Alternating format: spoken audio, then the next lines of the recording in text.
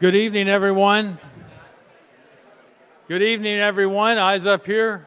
Good evening. Good evening, everyone. Good evening. I'm Jeff Hansel from the Belmont Media Center. Thank you. I'm really happy to be standing up here tonight. I guess your mic is working okay, Mike. Sorry about that. What you don't know is we produced a little gift for you tonight that we're going to screen on this big screen up here. And actually, when I say we, I mean a lot of these people out here produced this video for you. So those of you at home, you can look up at your big old TV, and if you got a phone, you can look down at your phone. Otherwise, it'll be up here, and we're just calling it Thank You, Mr. Moderator. So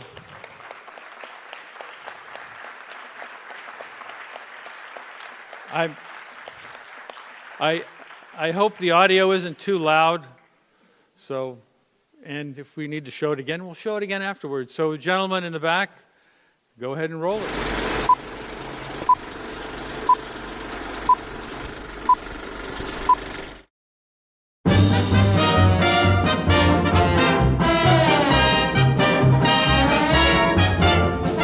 Everybody's singing and away we go. It's away we go, every way you go. Though it's just a simple little thing. Good evening. I would like to call the second session of the 2008 annual meeting to order. We do have a quorum, more than 200 town meeting members. First, one logistical issue. A pair of glasses was found in one of the seats following Monday night's meeting. So if anybody has lost a pair, please, they are here. Our town administrator. So. I was looking for these. And thank you, Mr. Moderator. And on behalf of the staff, we'd like to thank you for all your years of service. Thank you for being fair, honest, and for always giving me answers to all my questions. Please, no matter how contentious the issue is, please keep our discourse civil and to the issues. Hi, Mike. Thank you for all your hard work and especially for making civil discourse a priority for town meeting. Thank you, Mr. Moderator.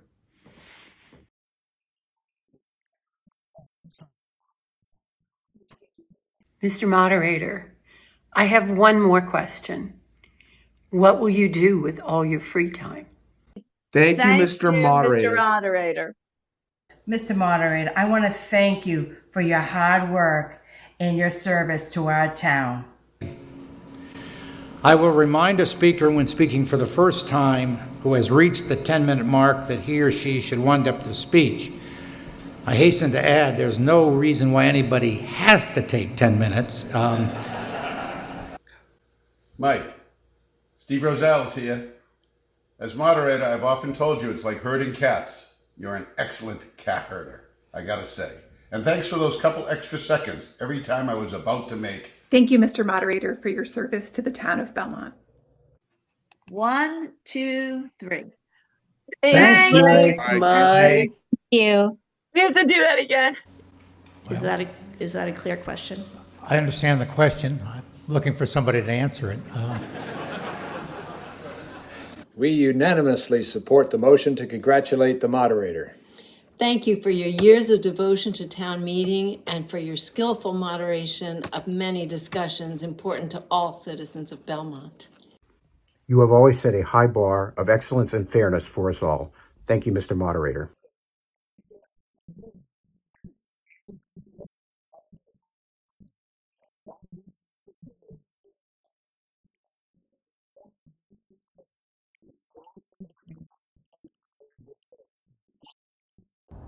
Mike, I've always appreciated how you led town meeting members to communicate with mutual respect and civility. Thank you for your years of leadership and service. I cannot possibly say all that needs to be said in just 3 minutes. So I'll simply say this. Town meeting appreciates your leadership, collaboration, research, and outreach. On behalf of the residents of the town of Belmont, I thank you, Mike, for serving 16 years as our moderator. Thank you, Mr. Moderator.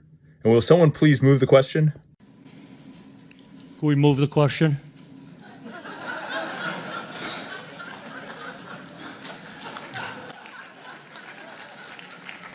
I'm rarely surprised, but all right. Okay. 1, 2, 3. Thanks, Mike. You should do that again. Hello, Mr. Moderator. This is Carolyn Bunyan. I want to thank you for all your service. I was just, well, Mr. I've been Palolo- standing for about an hour. So sorry about that. Mr. Palolo's been there for a long time. Quite some time, right. Thank you. I was 8:30, I just think, going. yeah. I was just going after Mr. Palolo. Thank you, Mr. Moderator, for finally recognizing me. Geez. And also, thank you for your extraordinary service to the town of Belmont. Thank you, Mike, for the care and thoughtfulness that you put into town meeting and appointments and everything you do. We are so fortunate. It's customary for the moderator to review the rules and procedures that govern our town meeting, and I'll do that briefly. Point of order, Mr. Moderator. Thank you so much for your many years of service as moderator. Your guidance in town meeting and on the warrant committee has been immeasurable. Mr. Moderator, congratulations. It's been nothing but a pleasure. Thanks. Mike, I just want to say congratulations and thank you for all your amazing years of service to Belmont. As the state representative for the town, I can't tell you how beneficial it's been to me to have such a trusted, thoughtful leader at the local level. So thanks again and congratulations. In mid-March, we were organizing for our traditional town meeting with Segment A and Segment B. And then, of course, the pandemic hit. A small group of towns, including Belmont, decided we wanted to do a virtual town meeting. We felt, our town leaders, that that was the safest way to proceed. You've been so generous with your wisdom and experience. I'm especially grateful that you've always emphasized the service part of public service. We now begin the formalities and preliminary motion. Mr. Dash, on the order of the articles. Hi, Mike. This is Adam Dash. Your fair even-handedness in dealing with the members of the Belmont public and town meeting will be sorely missed. It's a rarity today. Congratulations on your retirement. Thank you. I should note that a long list of amendments has been filed, longer, frankly, than any year that I can remember in the time that I've been moderator. Mr. Moderator, I'm rising with one last technical amendment. Can we insert the word "you" after "thank" so that the motion now reads, "Thank you, Mike"? Precinct 7 appreciates you, Mr. Moderator. I wouldn't go to a sale that's already been picked over the last 4 weekends by somebody else. So I support this as a good business model for a garage saler and a buyer. Thank you. Well, I think it's fair to say that was a new argument. Thank you for your leadership, commitment, dedication, and professionalism that you have demonstrated all these years. Mike, I'd like to tell you that I'd like to thank you personally for all the nice things you do for Belmont. We're going to miss you. You're a true Belmontian. Thank you, Mr. Moderator, Mike. As a past town meeting member for many decades, I want to thank you for your hard work for the town of Belmont. Your dedication, your patience, and calmness helped us through many difficult and complex and important decisions.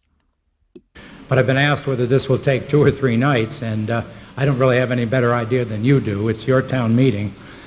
Are we saying thanks or thank you? What are we saying? I better thanks, Mike. Is it thank you, Mike? I've been doing thanks, Mike. Maybe that's the problem. What do you want? That after 17 annual town meetings, this may be the last vote that our moderator will be moderating, and I thought I would invite all of you to applaud. Thank you, but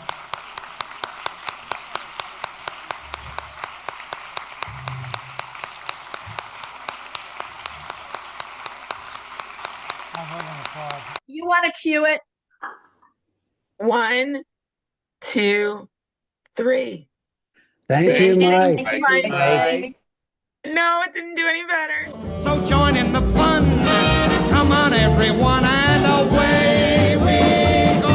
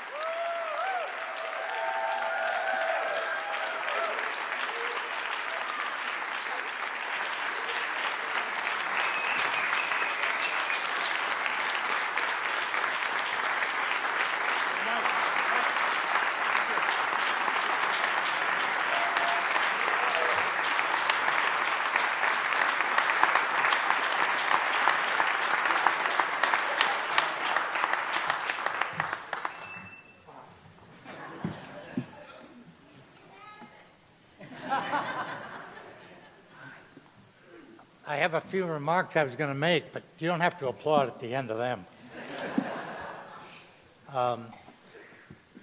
Why don't I make the remarks before let me convene the meeting officially, and we'll do the pledge, and then I was going to make some remarks. I call the resumption of the special town meeting for the town of Belmont back to order for our final night, November 20, 2024. Let's do the Pledge of Allegiance, as always. I pledge allegiance to the flag of the United States of America and to the republic for which it stands, one nation, under God, indivisible, with liberty and justice for all. I'm going to have Ellen first do the reading of the warrant.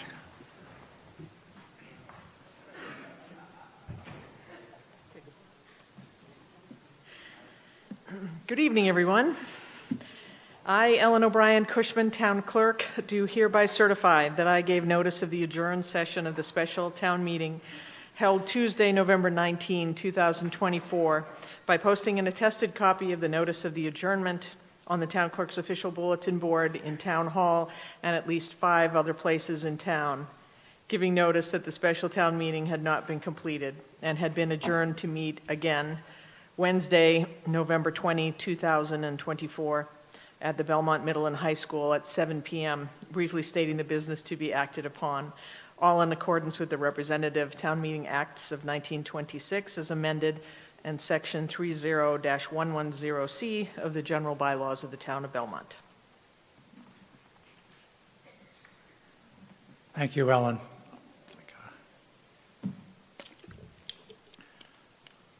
Well, I can't fully express my appreciation, and I love the humor in it too.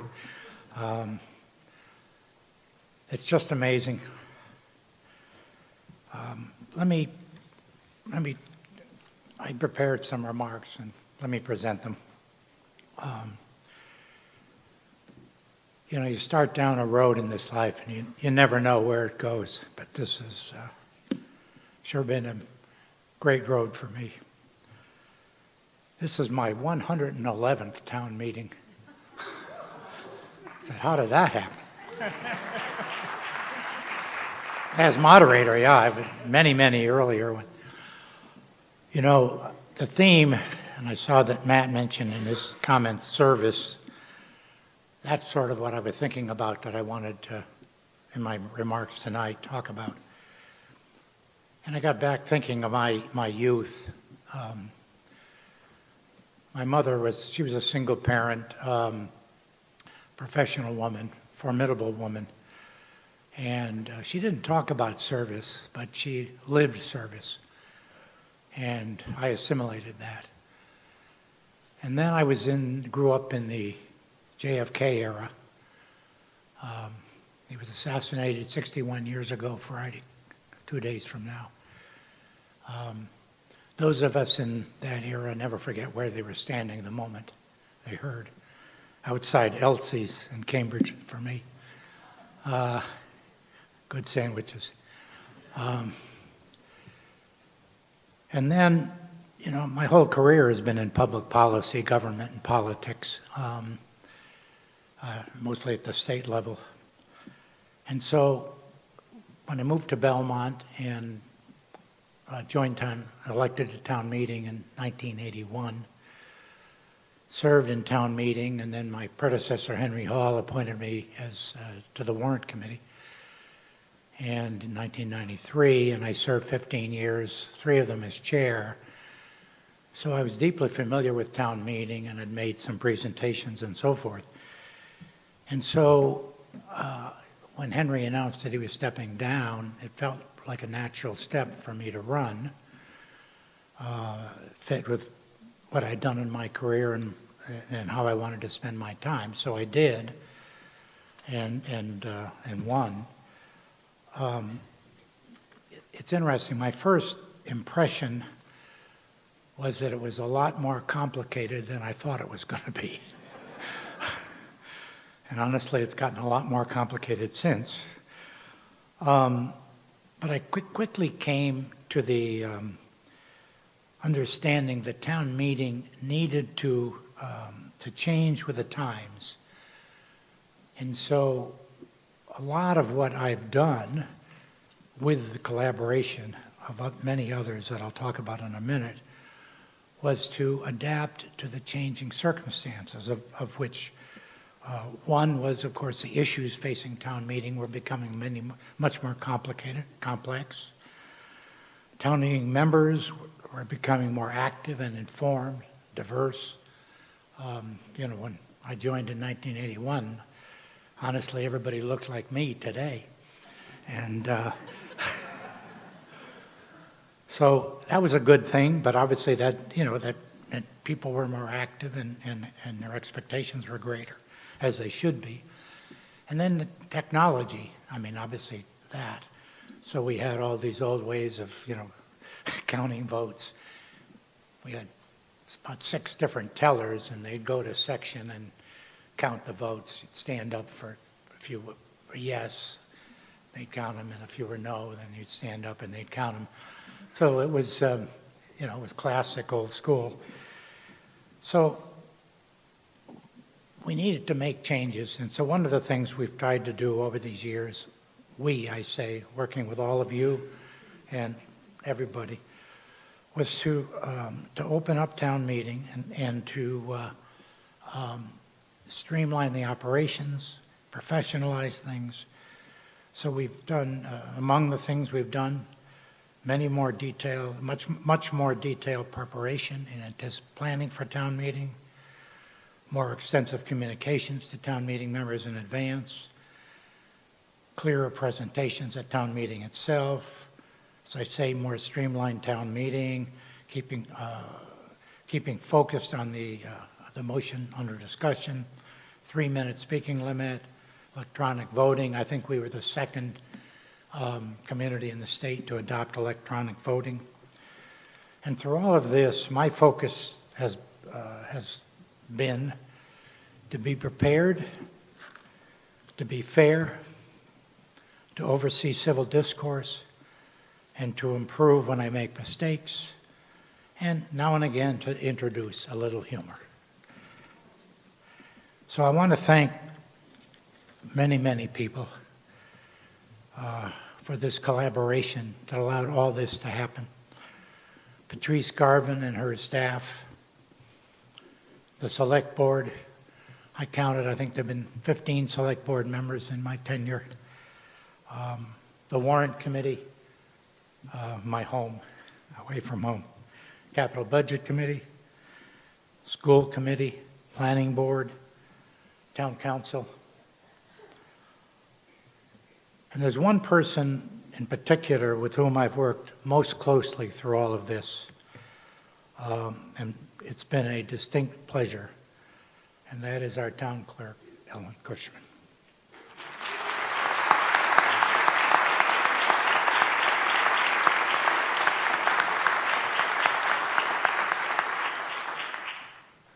We work very closely together, very hard. She has very high standards, as do I. And she, like me, when something goes wrong, wants to make sure it's fixed.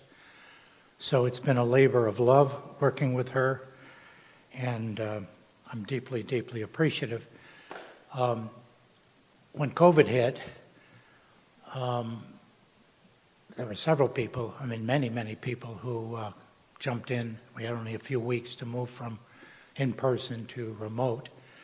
And Ellen was certainly jumped in, Patrice, town department heads, IT, select board. And it's one of the things I'm proudest of, that we were in a matter of just 5 or 6 weeks to make the transition and to pull it off pretty well. And one story, we met in the select board room, that was where we were headquartered, so to speak, and trying to manage it all. And at one moment, Ellen grabs a cheerleading pom-pom and waves it at me to tell me to turn my mic off. And then my wife, Jean. Whew. What a journey. Next August, it'll be 50 years.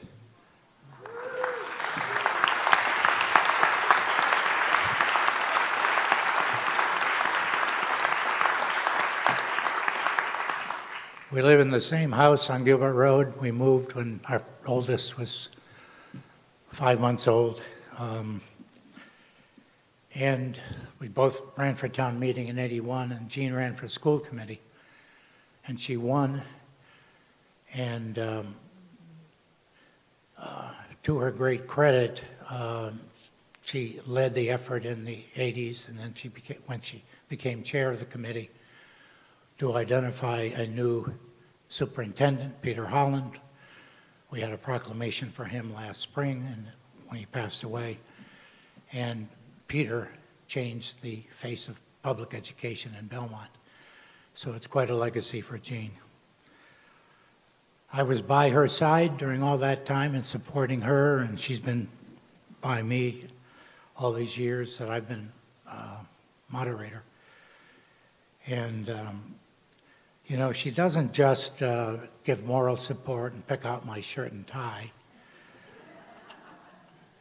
but she's a keen observer of the Belmont community, of town meeting, very political strategist. So there's virtually no town meeting that I have overseen that I haven't asked Jean for advice on 1 or 2 or 3 things.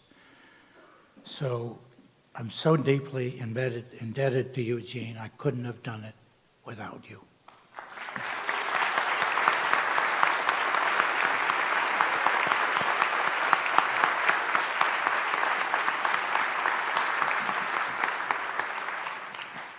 And finally, I want to talk about you and town meeting itself. It's kind of amazing, the town meeting form of government here in the U.S., shortly after 1620. 400 years of this. And in Belmont, 165 years since 1859. I was thinking about it. Yeah, democracy. And I was thinking about all of the people before us, leaders, members, volunteers, who worked hard on behalf of their communities, and obviously here worked hard for Belmont. We don't know them, but there were hundreds and hundreds, thousands of them before us who carried forward to allow us to do what we do. It's been a real privilege to be moderator of this town meeting, and I'm proud of all that we've accomplished. Think of this week alone, the 3A debate, and then reports on the rink and the library, and then in this magnificent setting, the high school.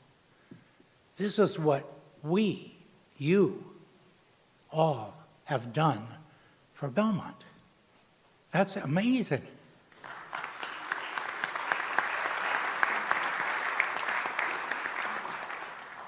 I'll close with this. I hope you feel I have served you well.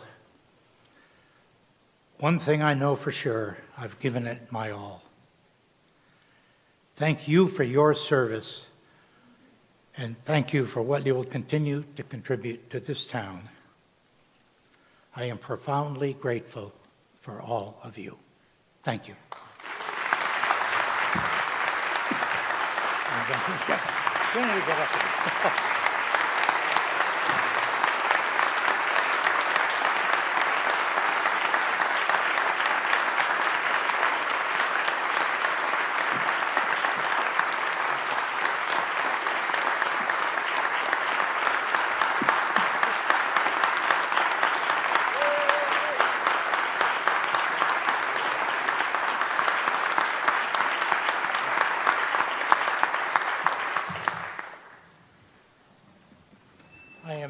Just say that I am deeply, deeply touched. You know, the best things in life are moments, and this is one of those moments for me. So thank you. We now turn to the order of the articles. 1, 5, 10, 8, 9. There are no reports, so we'll go directly to Article 5, which is the appropriation for the Student Information System. And then we'll go to right after that, to Paul Joy and the Select Board proposal to go from 3 to 5. With that, I'll introduce Meg Moriarty.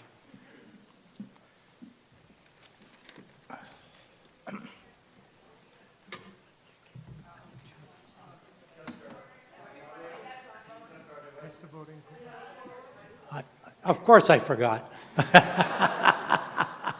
Yes, very good idea. Let's test our devices.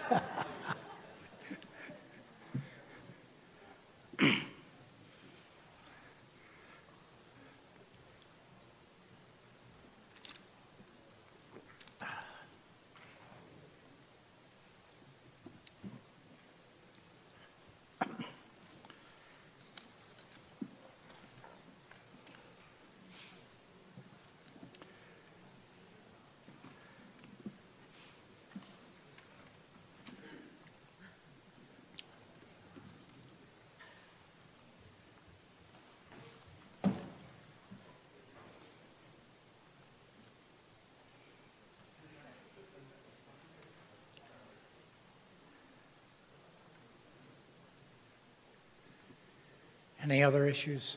No?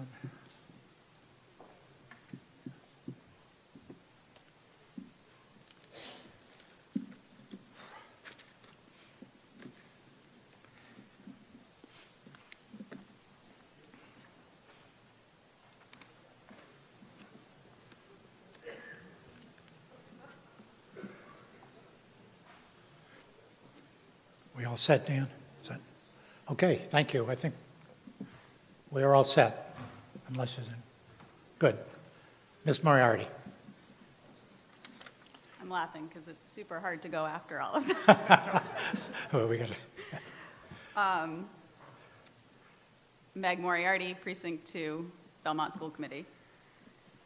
Moved that $165,000 be raised and appropriated to replace the student information system used by the school department, and further, that the school department be and is hereby authorized to enter into a contract for up to 6 years for said system. And the vote of the school committee? The school committee is favorable action, unanimous. And the select board? Elizabeth Dion, Select Board Chair, Town meeting member at large. The Select Board unanimously recommends favorable action. And the warrant committee? Paul Richter, Warrant Committee Chair. The Warrant Committee unanimously recommends favorable action. Capital budget? Chris Doyle, Chair of the Capital Committee. Capital Committee recommended unanimous favorable action. Great. Thank you. Ms. Moriarty. Before I introduce Dr. Geiser and Matt Kometskis, I won't be able to include everybody in this question, but if you can't answer it, maybe you can turn to somebody next to you who might be able to afterwards and ask them. For the parents who are in the auditorium right now, would you raise your hand if you feel that when you need to access your student information or a report card, it's extremely accessible and easy for you to find your e-locker after logging into this Plus Portals system, as we call it. So just raise your hand if you feel like that's something that's very easy and accessible for you. Yeah, so I don't see any hands being raised this evening. So to add to that, at the beginning of the school year, I attended a middle school PTO event where I was extremely thankful for all of our PTOs here and all that they do for our families and for our students and for our teachers. And there were some new families there, and English was not their first language, and it was the day before school, and they still did not even know what team their students were on or what teacher their students had, and that was because they could not figure out how to log into Plus Portals. So this that I'm speaking about right now is just one aspect of what we call our student information system, and that is the parent-facing side of it. It is extremely difficult for parents to access that information. As a school committee member, I have also heard from our educators that it is very clunky, it is not efficient, it takes them a lot of time. And as a school committee member, I certainly want to make the working conditions for our educators as amenable to them as possible. So this is something that the school committee has been hearing about for a while. And so when the school district came forth and had this idea of putting an article on the warrant to use one-time funds, those funds are coming from Chapter 70 funds that came in a little bit higher than what we had anticipated. I think the school committee felt unanimously, as our vote said, in favor of this article, and we hope that you will too. And so with that, I will turn it over to Superintendent Dr. Geiser and Matt Kometskis, who will do the presentation this evening. Ms. Geiser. Thank you. Good evening, everyone. Jill Geiser, Superintendent of Schools. When you hear the word Student Information System, aka SIS, which is the acronym we use, it sounds kind of dull. I have to say that I'm very excited about this move, when you have something that sounds like SIS and excitement, usually it's like, what's that all about? So going into the summer, I was thinking a lot about like, how do we make this happen? And we'll explain a lot of reasons about why we want to make this move. And then with the help of Patrice and her office, we are able then to bring this request to you for one-time funds to support the transition. Just generally speaking, just to give an introduction of what the SIS is, it houses all of our student information, including contact information, discipline, attendance, and as Meg pointed out, it has the parent interface.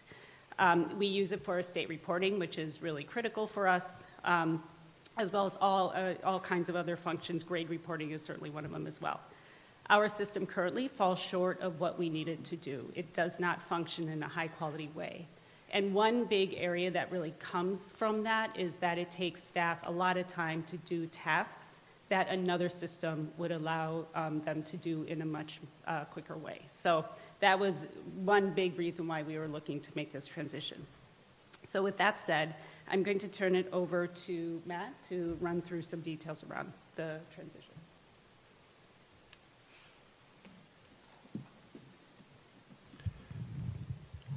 Thank you. Matt Kometskis, Technology Director for Belmont Public Schools. Matt, can you get closer to the microphone? Thank you. Might be a little taller than the people before me. Yeah. Matt Kometskis, Technology Director at Belmont Public Schools. So what I'm going to walk you through tonight is really high level, is that we are paying way too much for a system that is inadequate, and we have the opportunity to change it. So what we'll do is talk through the current situation, the cost of switching, and the predicted savings, and then, time allowing, potential feature upgrades. So we can advance the slide. So 2023, before I started in Belmont Public Schools, the student information system cost us $60,000 a year. That was increased by 25% in 2024, and then increased by 38% this year. Had we been, thank you for the shock and awe that we just got from that, because I was too, because this crowds out, because the tech budget doesn't get bigger, this crowds out the other things that we want to do. And so with that much money kind of disappearing out of the budget, it makes it really tough. And so I want to point out that these increases were not because we added features. This is not because they upgraded it. This is just, they just upped the price on us. If we go to the next slide. So what we did is we surveyed our staff. We had gotten a lot of feedback from our staff. Anecdotally, we did a survey in October. Lots of feedback from them. A couple of the pieces that stand out is the overarching part is that our staff find the system challenging to use efficiently and frustrated by its lack of modern features and intuitive design. And we have some quotes from the teachers on the next slide, actually from multiple staff, but just the first one should speak to right here. The sheer amount of labor involved in seeking and inputting information feels avoidable, and it is. It just, we can do better. And the other one that I like in there is just one of the guidance counselors saying it just doesn't serve our needs and it's not serving our students well, and so we need to change that. And just to kind of say that in the survey there were a few positives that people had to say about the system. It syncs with Google, quick access to student demographic information, and it has photos of students. And I feel like if that's the positives, every system does that, and if that's what they were reaching for, then we really should think about switching. So on the next slide, you can see here, this is our cost. This is what we're thinking about with the switch, and this is why it's going to cost $165,000. So if you've ever done anything with software, you know that you can't, especially on a system this complex, you can't just switch one off and turn one on, right? We have to run them simultaneously, and it's that overlap that we haven't been able to afford, and we haven't been able to make that switch. So with this money, we're going to pay for the overlap to keep our current system in production, meaning we can still, we're still doing attendance, we're still doing grades, school has to go on, right? While we take the time to build and thoughtfully design and build and implement another system. So the one time, and these are estimated costs because this would have to go out to RFP, so we have talked with vendors, and I've done this in a previous district, so I generally know the landscape. But the one-time implementation fees for a vendor would be $30,000. The recurring subscription cost for the overlap year would be $70,000, and we're looking for a temporary transition coordinator, so a temporary position that would help manage that transition. We need that position because for the entire district, we have one person that is in charge of our data and our data compliance. She has a full-time job. We can't give her a second full-time job. She does amazing work with the system that we have. We just need that support to be able to make that transition over. This would be a temporary position that I estimate would be a 0.6 FTE. The next slide. So predicted savings. So our current system up top, Rediker. So next year, if they only increased by 8%, if you remember a couple slides ago, there was 25, then 38. If they only increased by industry standard of 8%, we would be paying $13,000, then $22,000, and escalating out over the 6 years. Other systems, why we're asking for the 6-year span, is that the longer you sign off, essentially the lower the escalation will be. We predict that would stay at 4%. And we know through talking with vendors that $70,000 is a reasonable price that we would pay after an RFP. Again, remember that's up at 113 with the other system. So with that, if we go to the next slide, predict that over that 6-year span, even with that $165,000 added in there, that we would save about $168,000, again, based on the estimates that we have from the vendors ahead of time. Of course, again, it would have to go out to RFP to get exact numbers. And then next slide.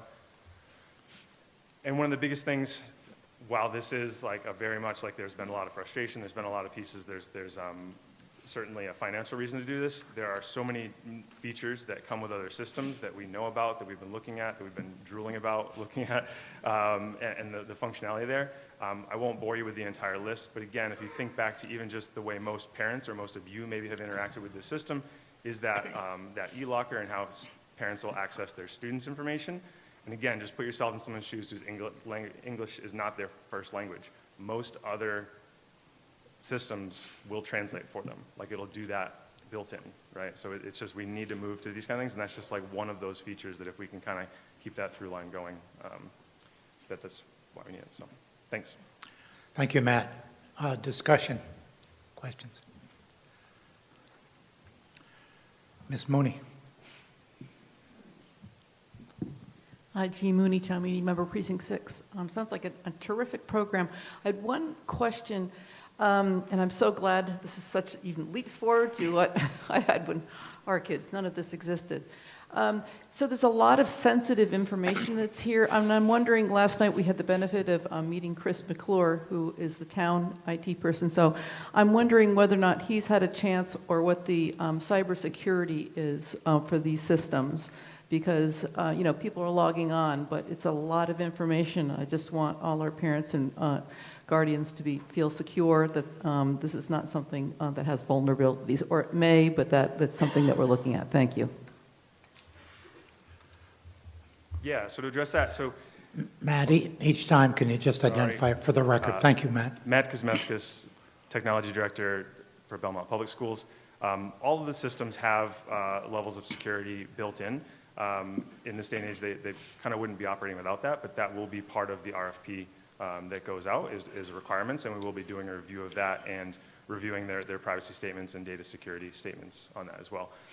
Because it is, and that's one of the things that takes a long time to transfer, is that this isn't just 1 year's worth of information, this is multiple years of information there. So that is fully part of what we will be vetting for the systems, and any of the major systems that are out there, there's probably 4 competitors that we would consider, all have a high standard of security. Ms. Doyle. Chris Doyle, Town Meeting Member, Precinct 6. It sounds like, I had just one thing to say and then a question. It sounds like this is a similar process to, we approved at town meeting, I think last year, the replacement of the property tax system. And so I think we're doing the same thing there. There's like a year of overlap and something, so that's, sounds like that we have precedent for doing that. I was just wondering, I don't know if this is a question for you or Dr. Geiser or the town administrator. I'm just wondering, I know the town is in the middle of, I don't know if it's in the gentleman who came last night, the Chief Innovation Officer. So I'm wondering kind of how this system fits in with like changes that are being made in kind of the overall organization of IT for the town. The system sounds essential, but I'm just wanted to, since there's sort of a change going on. So, I'm shorter. Jill Geiser, Superintendent of Schools. It's a separate system, so it's on like our server, basically, right? Cloud-based. So it's not related to the technology that's happening on the town side. Some of the systems will cross over, but this is not one that does. Yeah, no, I recognize it's a system. I'm asking, I guess, a little bit bigger picture question about how generally this system and school IT is fitting in with the changes that have been coming on town IT. Ms. Garvin. Thank you, Mr. Moderator. Patrice Garvin, Town Administrator. The superintendent is correct. This is separate from the bigger IT discussion. I will say that one of the reasons Chris was brought on board is I knew how well he would work with the IT director on the school side, and I know they've already started to collaborate and work together. Right now, we're trying to get in line all of the systems in place on the town side. Until then, we really have to kind of slow walk to what we can do in collaboration with the schools. So in time, I see something. I just don't know what it is. All right, thank you. And I used Plus Portals for many years, and I'm really glad that I don't have to use it anymore, and I'm glad it's being replaced. So thank you. Ms. Moriarty. Meg Moriarty, Precinct 2, School Committee. Matt, have you ever done this before in another district? So I think I just want to make that known too, in terms of just concerns around how this is going to happen and the security and what have you. Matt has actually done this in another district before. Yes, ma'am. Hi, Rachel Watson, Town Meeting Member, Precinct 4, also co-chair of Belmont's Special Education Parent Advisory Committee. I just wanted to point out that another one of the issues with Redeker, with the Plus Portals, is it's very difficult to include any communication to folks who are outside the district, the Belmont district, which folks may not think is very important, but actually it is, because we do house the lab program in several of our district schools, which is technically a separate district. And what happens is when the communication and the student lists and the information doesn't play nice with lab, lab students are excluded. And teachers have to come up with workarounds. So parents don't know what's happening at their child's school. Their children get left out of things, like school pictures. I think one year it took us like 3 tries to be able to order my lab students' school pictures. And one of the things that is in the special education audit that was done is to work on the inclusion of lab to be a little more integrated. And this is Redeker is actually one of the barriers to that. So I just wanted to point that out for everyone to keep in mind when we're thinking about changing this over. This is also sort of removing a block to allowing the lab students and the lab families, to participate more fully in the life of the schools where they're supposed to be integrated. And this is especially important for families who don't actually live in Belmont. Their student may be attending school physically in Belmont in lab, but they might live in Lexington or Burlington, one of the other sponsor communities. And so they don't have, a friend or a neighbor or somebody who can, say, hey, did you know that it's math and science night tonight, right? So if they're not getting the emails, they're not getting the communications, their kids are left out. So I think it's really vital to take down any of those barriers we can, and this is one of them. Thank you. Great. Thank you. Mr. Roberts. Paul Roberts, town meeting member, precinct 8, member of the IT advisory committee. So this is a cloud-based system, right? So we don't own any hardware. Okay. Paul, can you go into the microphone? Oh, yes, sir. Sorry, better? Yeah. Thank you. So just a couple questions. In terms of the data that's being stored on this system, I'm assuming the vendor in question here has really clear policies that they're not mining or monetizing or otherwise reusing any of this data, and also that when students graduate, this data is deleted from their systems and so on. Matt Kosmeskis, IT Director for Belmont Public Schools. So just to clarify, you said deleting records after students leave. We have to retain records. That's part of it. But with the systems, like that's... we as a district do, but does this vendor need to? So are you asking about the current system? Because the future vendor is not, like we have to go on an RFP. Yeah, I mean, is this part of the RFP that we're putting out? Okay, in terms of data ownership, okay. And I think the bigger question is, given how integral this is to the functioning of the school system as well as Google Classroom and so on, is the district kind of working through what we would do in the event that there was a disruption with these service providers? Because as we're seeing, these types of attacks on service providers, supply chain providers are becoming very common. I'd note the Change Healthcare attack that basically knocked out a large section of the healthcare industry in this country. There was a billing provider, they got hacked, and doctors' offices and hospitals were basically paralyzed by that. They couldn't bill. Same thing very much could happen to Civics Plus or this vendor. And is the district kind of thinking through, okay, if this vendor were to disappear overnight, this is our plan for having classes and continuing on and so on in the event that that happens? No. So part of it, so just to, part of this, like the move from having it hosted to cloud-based is part of the, like, having that somewhere that they have more backups to the records. But also, yeah, when the actual, like, even if there was an internet outage and they couldn't get to it via the cloud, which we're talking about, most times, like, anytime that they have anything that's an emergency drill, there's paper backups printed. There's other spots where that information is able for, like, rostering or information on there. So for this, like, there wouldn't be a secondary system where there would be like a full backup or replication of it. That would be part of what the vendor's retention system and their security would be. Might I suggest for both the town and the school that type of resilience planning, tabletopping, and working through what would we do vendor X disappeared, vendor Y disappeared, is going to be really important in the next few years. So, thank you. Thank you.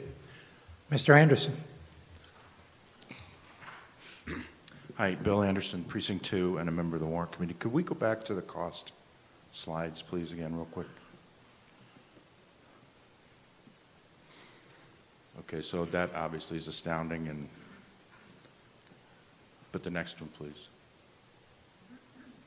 So we're looking at $165,000 for implementation, right? Okay, next slide, please. Well, $70,000 of that is the subscription cost, but in this case, it's duplicative because we're going to have both systems running, right? Okay. So when we look at 27, that's a $50,000 savings, and it's another 60. That's about what? 200 something? No, 50. So my point is this, that within 2.5 or so years, we're going to earn back the cost of the implementation, right? And we're going to have probably a 6-year contract. And if all these numbers play out in the last 3 years, we'll continue to reap benefit over and above what we spent to do the implementation. Sounds like a good deal. Thanks. Thank you. Mr. Crowley? Mike Crowley, town meeting member, Precinct 8, and a former school committee member. And I just want to thank Dr. Geiser and Town Administrator Garvin for the collaboration that it took to bring this kind of a request to town meeting. I think that with collaboration, we solve problems, and this is just a beautiful example, and I'm deeply grateful, and I thank you both. Thank you. Any further? Oh, yes, in the balcony. Thanks. 8, town meeting member. I've had on my bucket list that by the time my daughter graduated from the Belmont High School, that I would be able to figure out Parent Plus portal. That I had 3 more years to go. So if you think it's difficult on a desktop, try to use it with a mobile. And I really struggled the other day when I was trying to pull up that report card. So I still applaud you for doing this. This is a great move. Thank you for all the work that you put into it. And the only thing to say about it, I'm sure that what you're thinking about as you evaluate this transition is mobile as well. Thanks. Thank you. One more up there, I think. Hi, Sam Lasser, town meeting member, Precinct 4. Just to clarify, is the intention to keep using the new system or the new vendor after the 6-year period? And if so, what do you expect to happen to the roughly 4% annual cost increase? Matt Kosmeska's Technology Director. I think it's a great question. So having done this before, coming to you to get the funds to do this is such a small part of the work that it takes to do this. I promise you I don't want to do it again soon after we do it. And so after that 6 years, I mean, we can reevaluate. There's a lot of time between now and then. But essentially, what I would say is if we're still pleased with the system, what we would do is we would then come back and ask for another 6-year contract because, when with a lot of these, again, the longer you can extend that, and with the vote here tonight, we'll be able to extend that for 6 years and keep those costs down. We'll be able to, at the end of that, reevaluate if it's going well, sign off on another contract. Right, thank you. Any further discussion? Seeing none, let's go to a vote on the motion under Article 5. Polls are open.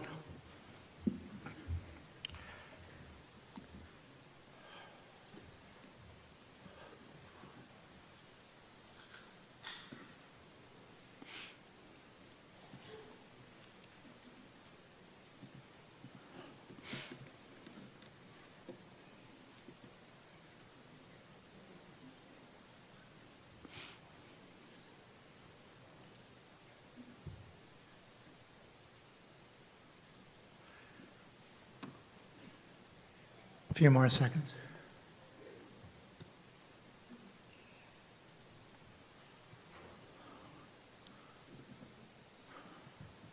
Okay, James? Wow, terrific. For the record, 217 in favor, 1 opposed, no abstention. So thank you very much. We now turn to Article 10, the citizens petition, presented by Mr. Joy, Paul Joy.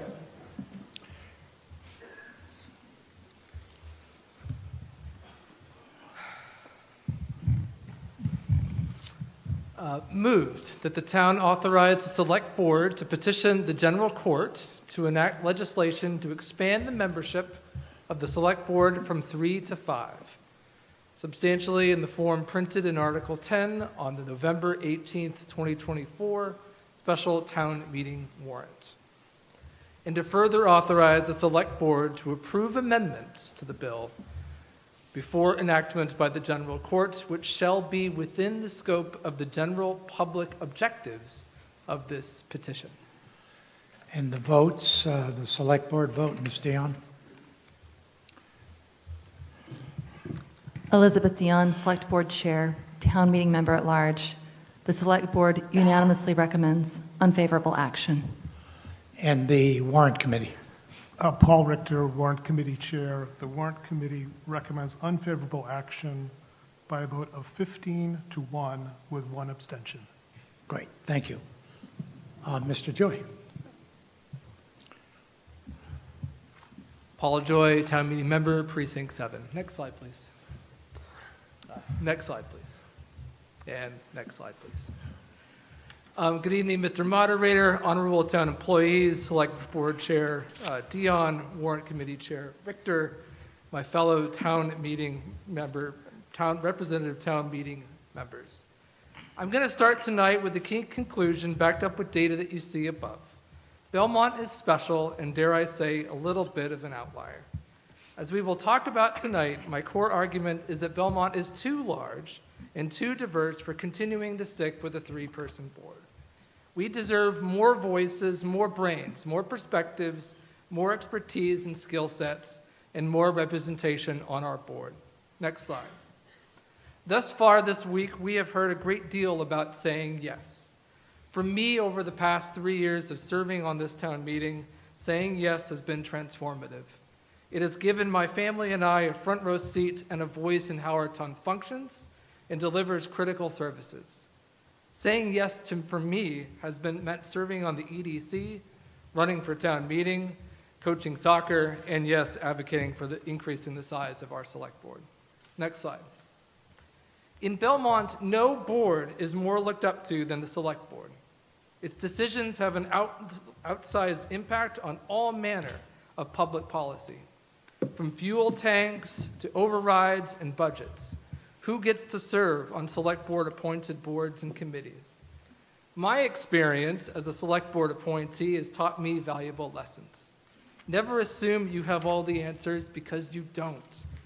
Don't take criticism too personally.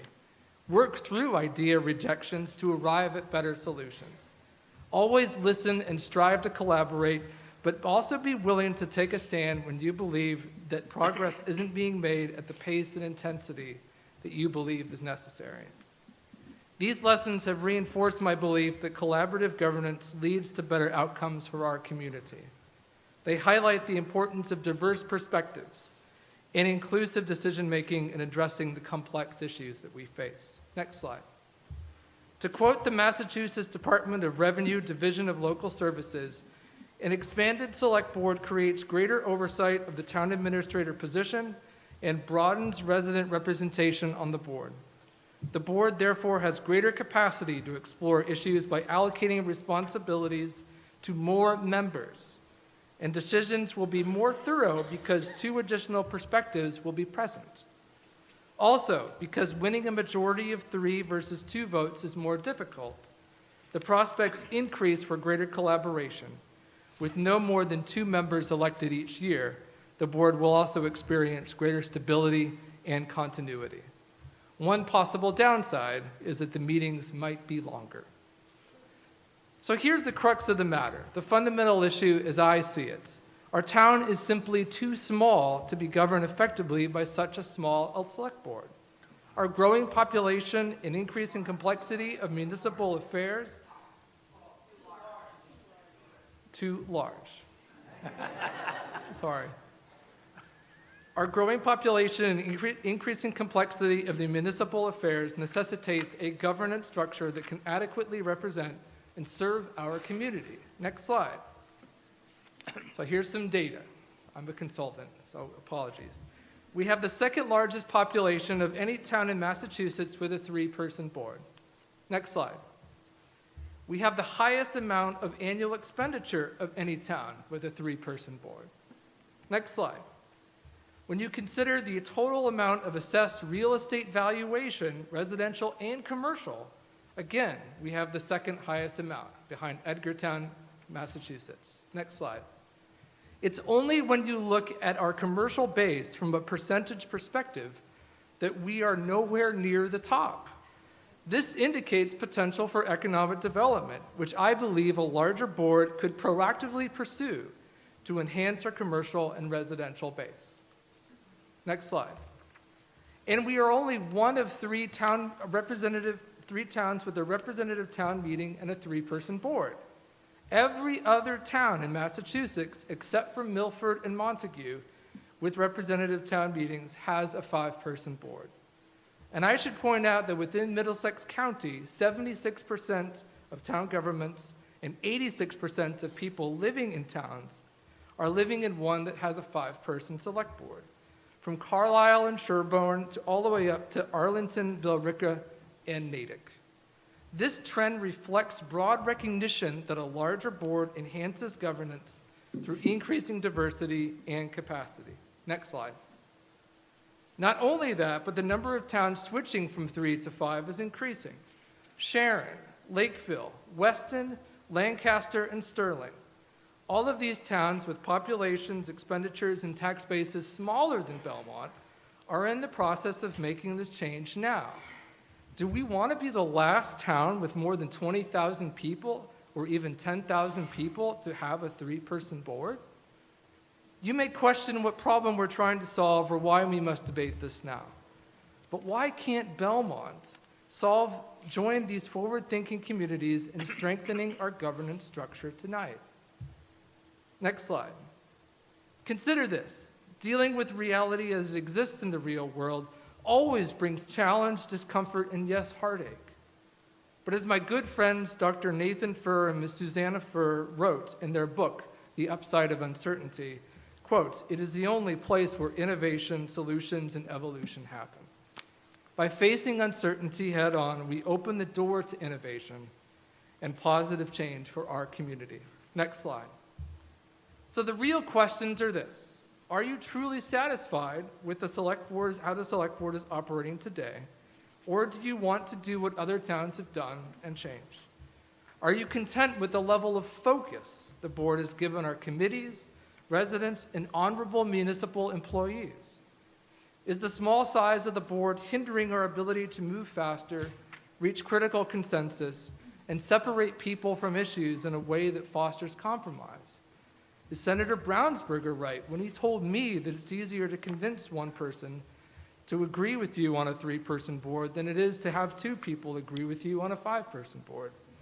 Or is the opposite true, that more people make compromise, flexibility, and progress more possible and durable? And finally, and this isn't on the slide, so pay attention, which board size actually creates awareness across Belmont of our cultural differences and allows for greater diversity? As the husband of an immigrant and the father to 3 amazing Asian American children, I can't tell you how much this question matters. Next slide. The select board should not be a technocratic position. It should be accessible to anyone with an interest and ability to lead. Having more voices doesn't mean more chaos. It means greater attention, scrutiny, and critical analysis. It means that when committees and boards make recommendations, that they are acted upon in a timely manner. It will encourage cooperation and flexibility. It will reduce the tendency towards zero-sum thinking, where one must win at the expense of others. And it means members may, if they so choose, to speak with one and only one other member outside of a formal meeting. By diffusing power across select board members, we encourage democratic collaboration. In a 5-person board, as we can see from other communities, building consensus requires greater agreement, fosters a culture of compromise and shared responsibilities. These are critical when you consider where we are going as a town. The Belmont master planning process, the zoning board rewrite, and yes, the next override campaign in 2 or 3 years. Next slide. The bottom line is that these projects and decisions over the next 5 years will have an outsized impact on Belmont's trajectory over the next 30 years and beyond, into the 2050s. It is imperative that they are done in a way that enhances citizen and community collaboration through the key principles of democracy and shared governance. So don't just vote for today, but for the Belmont of tomorrow, for 10% safe harbor and 10% commercial tax base, for a town that doesn't just survive or gets through, but one that increases prosperity and is a beacon of progress and inclusiveness. Vote that knowing while mistakes and missteps are inevitable, what matters most is having the courage to stand up, take a stand, and change where we've erred or fallen short of expectations. Vote for flexibility, for access, for progress, and for change. Vote for those who seek to come next. Next slide. Together, we tonight have the opportunity to shape, once again, the future of Belmont. Let's embrace this moment and work collaboratively toward a brighter future. Thank you for your time, for your consideration. I look forward to your questions and comments. Thank you, Mr. Joy. Ms. Dion. Elizabeth Dion, Select Board Chair, Town Meeting Member at Large. Good evening. Town Meeting has a 2-decade history of considering the size of Belmont Select Board. Town Meeting has twice rejected similar proposals, first in 2003 and again in 2018. However, this body has changed significantly in the past 6 years, and it is not sufficient to say that Town Meeting has decided this issue. You deserve an explanation as to why the Select Board unanimously opposes this proposal. There are many deficiencies with the proposal, but I want to focus on 2 main areas. First, it doesn't offer a clear solution to an obvious problem. On the contrary, the proposal would create some serious problems. Second, even if expanding the Select Board were the right course for Belmont, now is definitely not the right time to do this. The main problem with the current proposal is that it ignores Belmont's administrative structure, which has a strong Select Board and a uniquely weak town administrator position. I distinguish the role of town administrator from the occupant of the office. Patrice Garvin is a highly capable administrator, and we are very fortunate to have her. However, Ms. Garvin lacks powers that other town administrators typically have, including broad appointment authority, broad control over the annual budget, and the ability to enter into contracts on the town's behalf. In 2018, the Committee to Study the Number of Selectmen, as the Select Board was then called, recommended that Town Meeting expand the Select Board to 5 members. Town Meeting rejected that proposal by a 3-to-1 margin, 170 to 55. Even the chair of the study committee changed his vote to oppose the expansion. I recently asked him why. He explained that he was convinced by the structural argument that expanding the size of the Select Board without simultaneously changing the power relationship with the town administrator would cause significant problems. The 2018 study committee itself acknowledged this. I will read from a section of their report entitled Role of Town Administrator or Manager from page 25. During the past 50 years, many neighboring towns have passed town charters that called for selectman manager forms of government. The essential element in these charters is the designation of a strong town manager who acts as the chief executive officer of the town. The charter specifically identifies the authority of the town manager. It includes substantial appointing authority, giving him/her the ability to hire and fire department heads. Belmont, in contrast, and I'm still quoting, has never had a strong town administrator or manager. Until 1993, the only administrative support to the selectmen was an executive secretary. The bylaws of 1993 added a town administrator position, but made it clear that the town administrator shall act by and for the selectmen in any manner which they may assign to him or her relating to the administration of the affairs of the town. Committees created to review government structure, most recently in 2009, have tried without success to increase the role and authority of the town administrator because town meeting has not adopted that recommendation. And that's close to the quote from the report. When Belmont's town meeting adopted the 2014 Act establishing the position of town administrator, it eliminated proposed provisions that would have given the town administrator additional authority. Massachusetts has 351 municipalities, and there are just as many administrative structures. Like many of its peer communities, Belmont has a fiercely independent streak. We like doing things our way, informed by outside practices, but not governed by them. In my experience, Belmont citizens like having a strong select board. Rather than wanting us to have less power, they wish we had more authority to solve problems.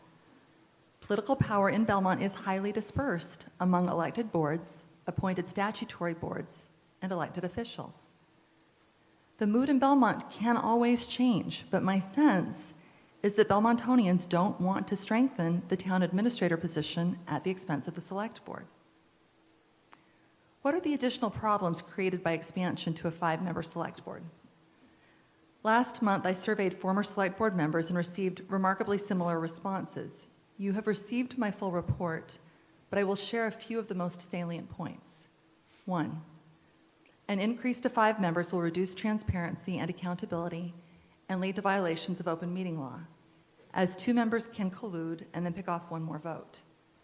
Compliance with open meeting law is difficult, but it protects minority members on the board, and it protects the public's right to full and open deliberation.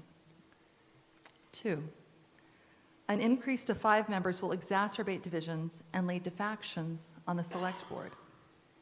The annual rotation of the select board chair has eased tensions on the 3-member board. We would lose this rotation with a 5-member board. A desire to stack the board will lead to big and expensive election campaign operations that run a slate of candidates. 3, increasing the size of an executive committee makes work less efficient, not more so. Every member will want to speak to their respective constituencies, and meetings will become interminably long. This also places a huge additional administrative burden on the town administrator's office. The office, which is currently understaffed, will require additional staff to communicate and meet with individual select board members. The current price tag is $200,000 for 1.5 additional FTEs. I want to highlight one more problem. The town administrator already has 3 bosses, which can be awkward. When one of us is in the minority, she has to implement the policy decisions of the majority. Giving her 5 bosses magnifies this problem, moving the job from difficult to impossible, especially if her 5 bosses start issuing conflicting orders or demands, which has happened in other towns. If we adopt a 5-member select board without expanding the power of the town administrator, no rational, qualified person would ever take the job. The major reason I've given for opposing this proposal is that it fails to solve any particular problem and creates new ones. The second reason I mentioned is that it would divert our attention from other mission-critical priorities. When I became select board chair in July, my colleagues and I embarked on an ambitious goal-setting exercise. We listed our priorities for the town and then ranked them. Goals that rose to the top of the list include creating a unified budget process, reviewing our financial policies, offering senior tax relief, commissioning a master plan as the foundation of our rewritten zoning bylaw, and diversifying our tax base by strengthening our commercial sector. As we went through this exercise, we realized that we don't have the resources right now to pursue many worthy goals, including my desire for a tree bylaw, the purchase of additional conservation easements, and automated traffic enforcement. Nowhere on our lengthy list of goals was convening a committee to consider the relationship between the select board and the town administrator. We could convene such a committee, but that would carry a heavy opportunity cost. We can't do everything. We have to prioritize our finite resources of time, talent, and money. Belmont relies on its many volunteers. More than 300 residents work on over 50 committees to research, recommend, and implement policy. Pulling from that talent pool to create and staff a governance committee means that other mission-critical priorities would fall by the wayside. That's not what I want, and I don't think it's what you want either. Considering our governance structure is a worthy exercise, but right now it ranks below many other priorities. Perhaps in 5 years, Belmont finally will be in a position where we can afford to devote time and money to a governance committee, but that time is not now. So I ask you to please join with the Select Board in voting against Article 10. Thank you. Thank you. Ms. Bass? Thank you, Mr. Moderator. I'm Sue Bass, town meeting member from Precinct 3. And I do want to mention that we did improve or strengthen the role of the town administrator since 2018. Whether it's perfect or probably not, but whether it's enough, that's a different question. This proposal to increase the size of the select board, which I favor, has been around for quite a while. I assume Belmont discussed it in the 1960s or 70s when many other towns of our size made that change. I first heard of it not long after I was elected to town meeting in April 1998. A chat group of senior citizens decided they wanted the change, and it has come up several times since, always with most selectmen opposed.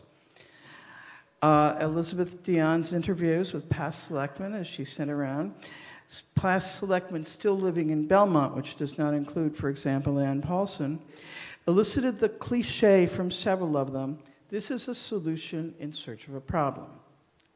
That's not correct. Sadly, we do have a problem. If you think the town of Belmont is well run, vote to keep the current system, but consider that virtually every outside study of the town's operations has recommended this change.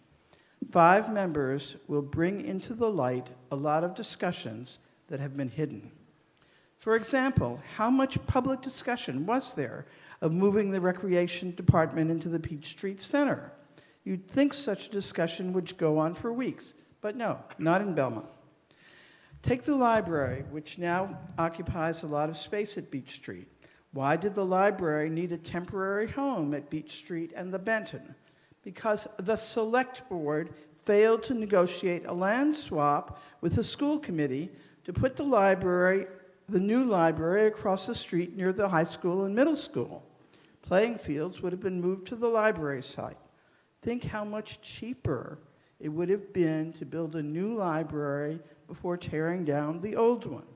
You avoid 2 moves and the need for a temporary spot. After town meeting and the library trustees voted to support the switch, it didn't happen. I complained to a library trustee and she said the selectmen told them to stay out of it. They'd handle it. Well, they did not. And none of this was discussed widely. We recently had a coup at the planning board with 1 chair not reappointed and another in his seat virtually the next day. That was discussed briefly at a select board meeting.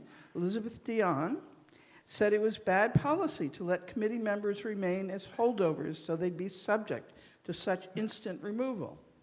Did anyone chime in to say, yes, we need to do better? No. But if there had been 5 members, someone would more likely have spoken up. You probably know of other problems that have simmered undercover. We need to bring them into the light. Belmont has many viewpoints. Having more members will provide more representation. Please vote yes on this article. Thank you. Ms. Burgess Cox?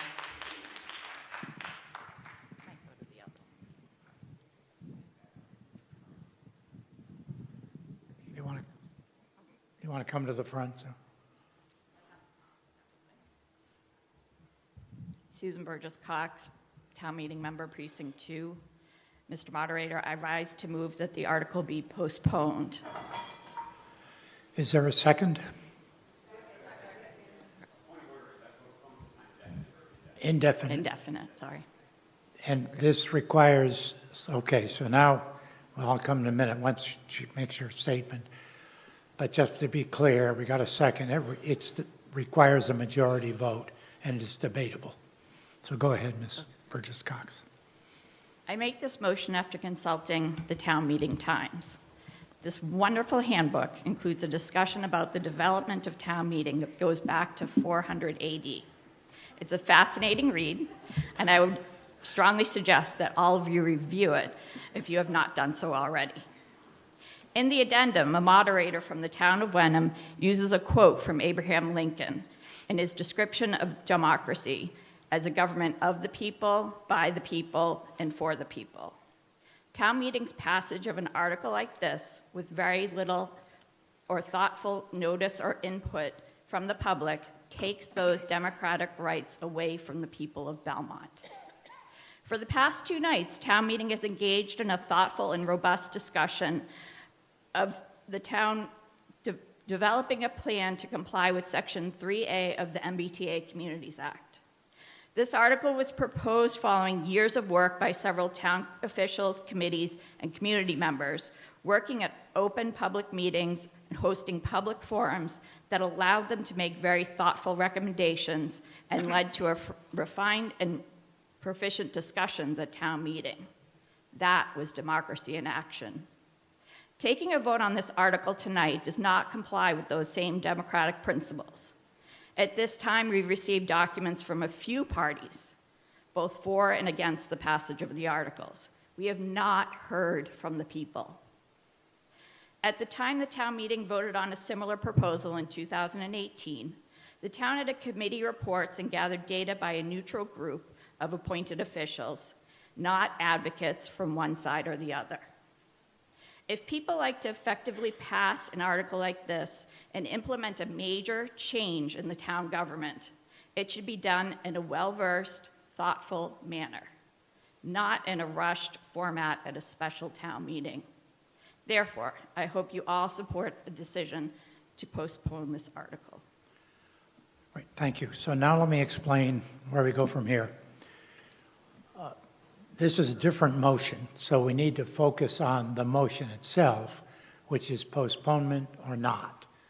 And so making the argument that we should postpone or we should not postpone.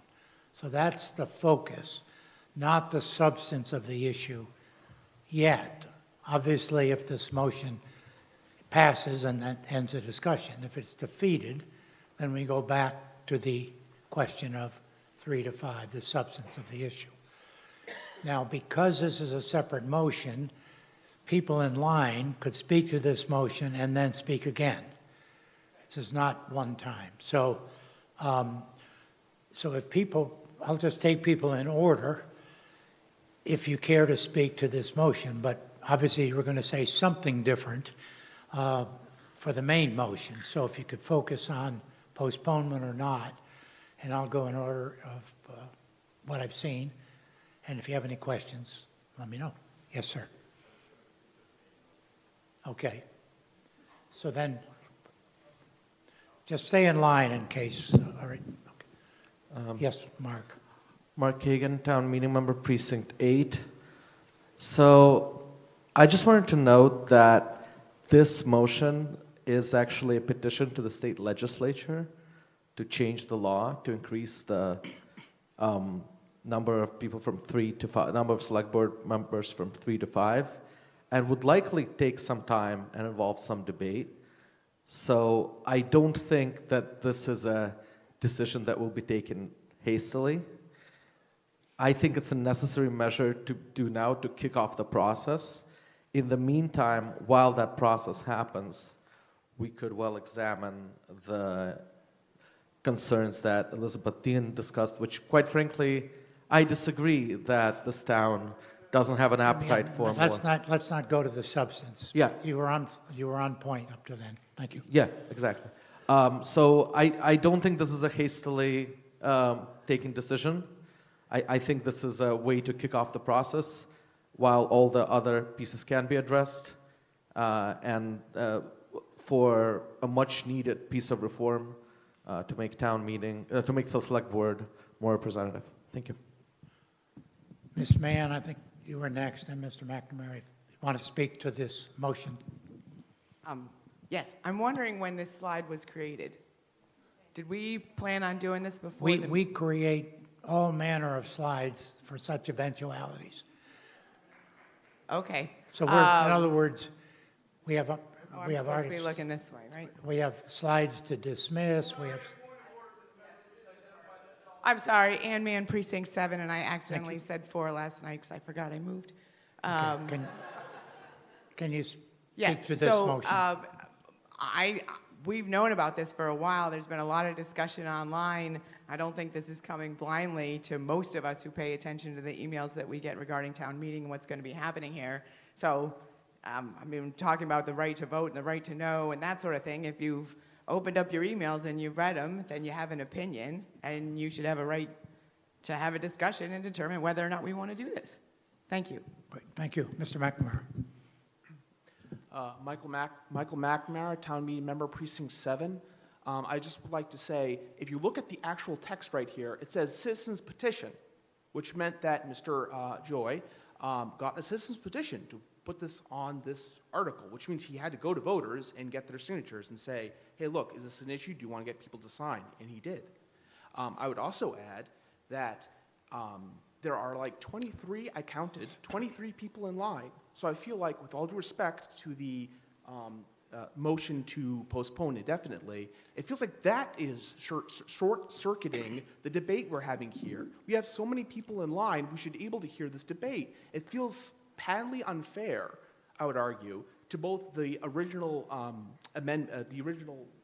article owner, as well as the voters who signed for the article to come to the town meeting, as well as the members ourselves, to be able to debate this, to have it short-circuited and cut off for debate for an indefinite period when it might come back. This is not good policy. This is a bad decision. I ask you, please vote this down. Let's debate the actual article. Let's have a conversation. Thank you. Thank you. Yes, ma'am.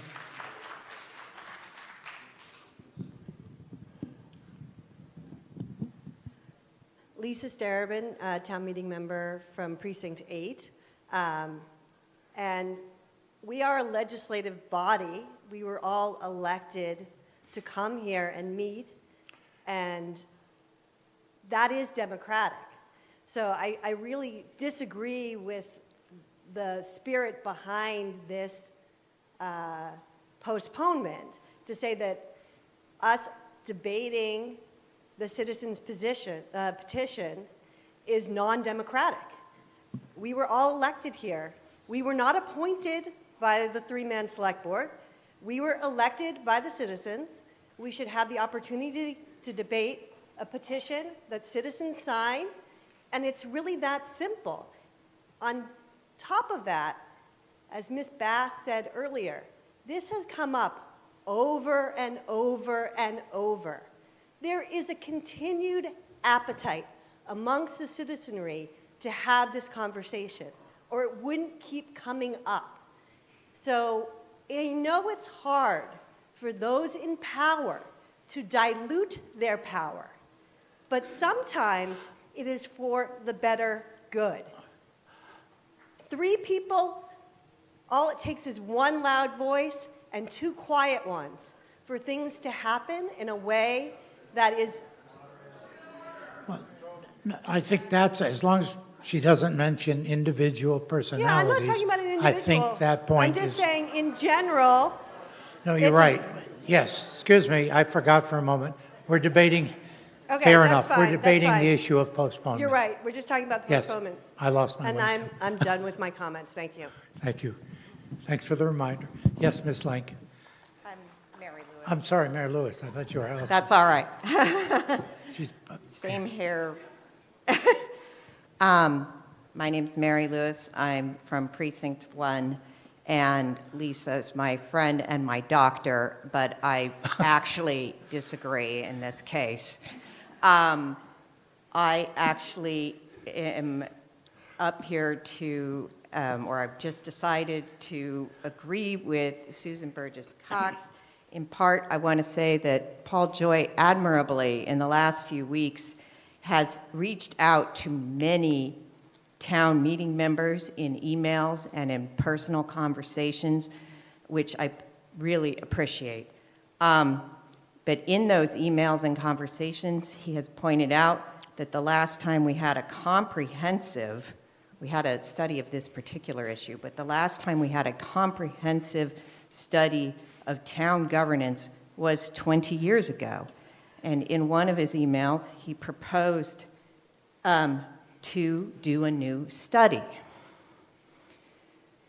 to evaluate our governance practices and recommend necessary reforms. So my position is either it's a good idea to do a study or it's not. And whether or not we do a study shouldn't hinge on whether or not Mr. Joy chooses to keep the article on the agenda or to pull it, as that email, I think, was partly addressing. So, in my opinion, I agree with the spirit behind the idea that we might need to actually do a full-on charter review to really think about how we want to govern our town, and that if that is the case, then it would be premature to vote tonight. So therefore, I support Susan Burgess Cox's motion to postpone. Thank you. thank you, Ms. Lewis. Mr. Roberts, did you want to comment on that? No. Does anybody want to further comment on this motion? Adam Baptista, Town Meeting Member, Precinct 3. I'd like to move the motion to table debate.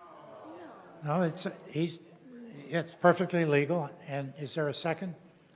Second. So, yes.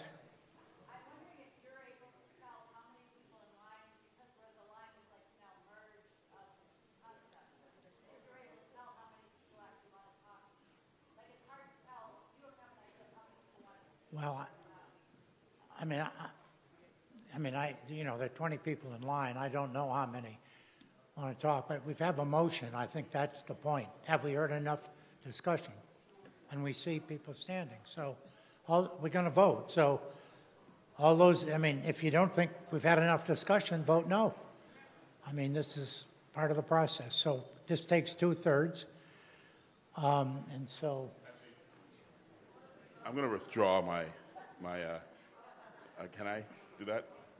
Can he withdraw the motion? It's very confusing for all of us here. All right. Yes, I'll accept the withdrawal.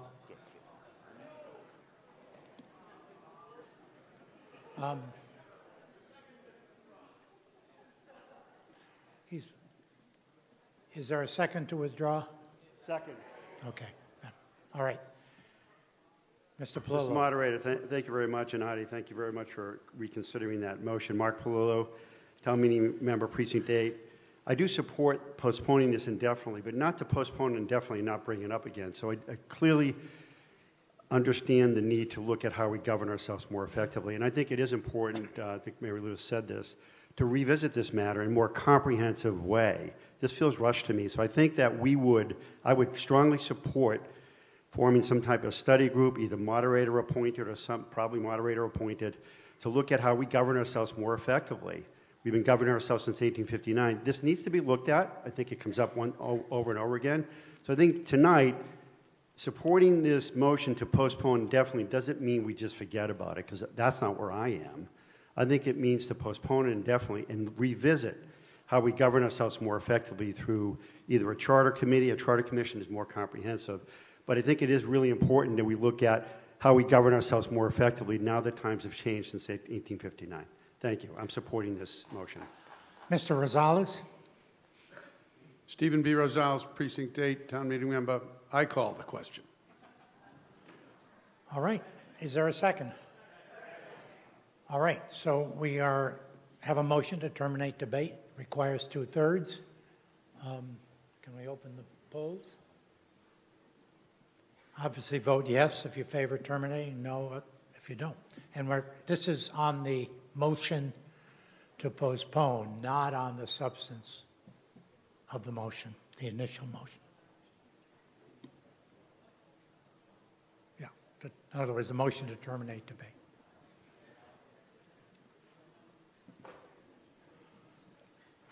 If it passes, we'll go immediately to the motion, vote on that. If it fails, we'll go back to discussion of the motion itself to postpone indefinitely.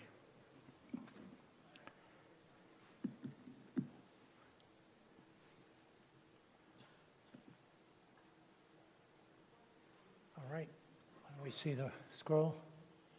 So the motion fails. 127 in favor, 84 opposed. I don't think that's 2/3. Somebody want to double check that for me?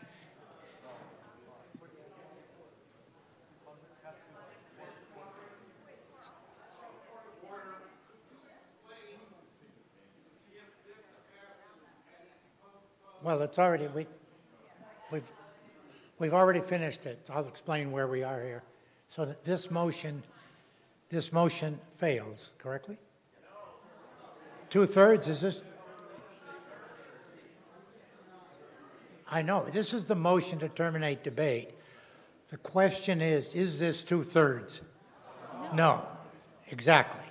So therefore, debate is not terminated. We are now going back to a discussion of Susan's motion to postpone indefinitely.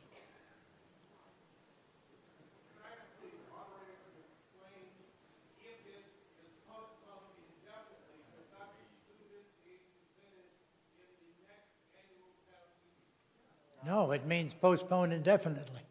In other words, it's no automatic bring down. It's postponed indefinitely.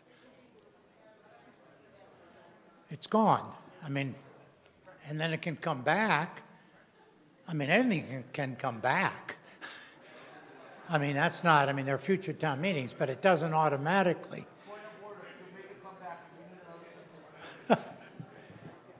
Okay, please, all right. Let's continue the discussion.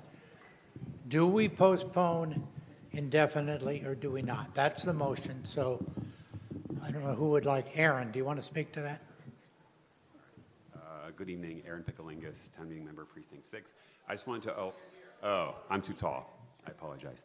I just wanted to elaborate a little on what Mark was suggesting in his earlier comments. Just if you look at the charter adoption or charter review process, it's a 15% of voters have to sign a petition, and then it goes to a referendum of voters. At the same time as that, we would elect commission members. This is to describe a process of making a commission.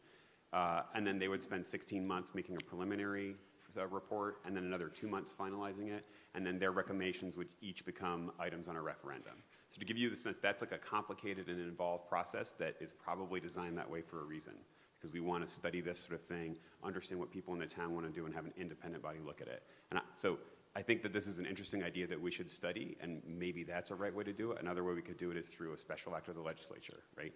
But so none of those are like us voting right now without further study of what people want to do. And that, I think, gives respect to the people who signed the petition, gives respect to Mr. Joy and everyone else here who supports this idea in general, or the idea of studying it. So I support the motion to postpone to time indefinite. Sorry to confuse things with more words than necessary. Thank you.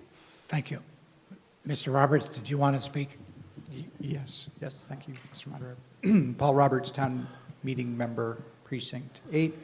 And I am rising to oppose this motion to postpone this discussion. I've been in town meeting now for getting on near 20 years. It's up there. And I've seen numerous debates on this, and the consistency is there is always a very strong push from the powers that be to postpone, delay. We'll work on this. We promise. We'll get back to you. There will be changes coming. Stay tuned. And here we are nearly 20 years later with the same, and as, as we'll see, kind of out-shaped government. So I would say this is what town meeting is here for. I think the basis, I understand many people would like this Article 10 to go away, but the basis for this argument to postpone really doesn't stand up. This is how all of these articles have been considered going back by town meeting. Paul Joy did a great job making us aware of his proposal and educating us. This has not been flung on us at the last minute. So just looking at the basis of this motion to postpone, it just doesn't hold water. We had plenty of information. That's what we're here to do. So let's go on, have this debate, make a decision. Whichever way it goes, obviously, we'll respect the outcome. But looking at the basis for this motion, it really just doesn't hold water. Thank you. Thank you. Ms. Mahoney, you've been in line. Do you want to speak to this motion? Anne Marie Mahoney, Town Meeting Member, Precinct 1, also former member of the Select Board. First point of information. I think I'm the only person in this room who was on that study committee that reviewed all of the government structure for the town of Belmont. We put out our first recommendations in 2008. I went back through my materials this last couple of days. Our last recommendations came to town meeting in 2013. That's 11 years ago, not 20. I support indefinite postponement in my original speech for this article, mostly because this type of article belongs on annual town meeting. It does not belong on a special town meeting. It belongs in the spring when we have plenty of time between now and then to review it, to talk to our constituents, to get the information out there, and to have reasonable debates about it. Rushing this onto a special town meeting is just not the way to do government. Thank you. Thank you. Mr. Dash? Adam Dash, Precinct 1, and doing that right is my gift to you, Mr. Moderator, the first time. This article is a big deal. I can't recall any time we've done something this massive without having a study and public forums and that sort of a thing. I appreciate Paul Joy bringing it. This is nothing personal. This isn't how you do something like this. Last time we had a study, I think it was like 6 months of study with public input. There was a big report. They talked to former select board members. They talked to me as one of those people. I was the chair at the time. I mean, we went through a lot.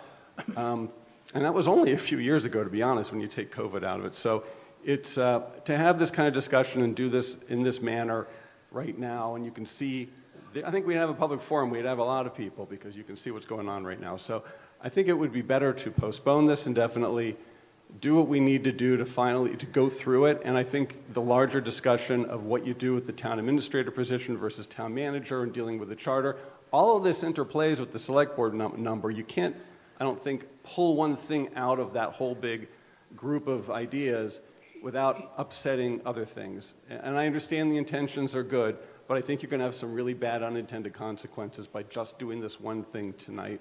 We've had an intense special town meeting. We've done some great stuff. I wanted to spend our final night, get the financial articles done, and I don't think this is really the time for this. So I would move to indefinitely postpone. Thank you. Thank you. Ms. Doyle, did you want to speak to this? Yeah, to the, yes, Chris Doyle, Town Meeting Member, Precinct 6. I would suggest, I also support the idea of postponement. It is a special town meeting, but I don't, getting some signatures, I know it's a lot of work to do that, but it's really a small number of people. Having online discussions also involves, frankly, a small number of people. This deserves public forums. Like how many, didn't we have several public forums about the ice skating rink, right? That was about one project. Several forums about the library. I mean, this is fundamentally changing the way that we run the town. And it feels, I know it's not intended this way, but it feels irresponsible to bring it up in this fashion and to do it without allowing full public debate, full airing across a period of time, and really considering it's a little bit like a sweater you're pulling out, since the woman I was standing next to for a really long time was knitting an outstanding sweater over here, pulling out one piece, and it really, you can have a lot of unintended consequences, to use Adam's phrase, about how the government is run. So I'm not opposed to considering this. There could be a lot of pluses to it, but it really has to be done in a comprehensive framework that respects all of town government. And it doesn't feel like that one vote right now does that. So. Mr. Baptista? Am I allowed to speak? Because I withdraw. I just want to make sure I'm allowed to. I guess you're letting me. So yes, you're allowed to okay. speak. So I'm going to now call the question. So now the question has been called to terminate debate. So we go back to what we did a few moments ago. We're going to vote. It takes 2/3. So if you want to terminate debate, and then we'll vote immediately on the Ms. Burgess Cox's motion. Vote yes. If you want to hear more debate, vote no. So let's open the polls. Oh.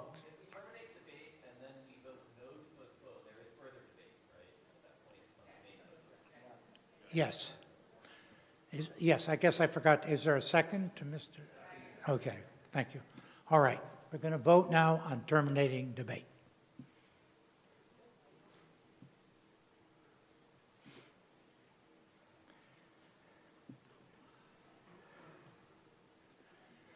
Boy, you guys are testing me on my last night here.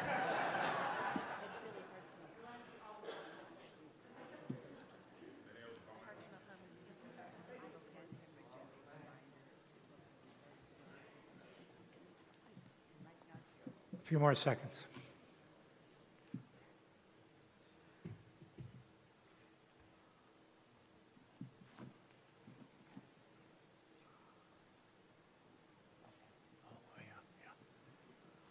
Thank you. All right, let's post the results. So now the debate, final result, 163 in favor, 55 opposed. So it's enough, it's more than 2/3, well more than 2/3. So debate is terminated. So now we are voting on the motion to postpone indefinitely. If that passes, I was going to.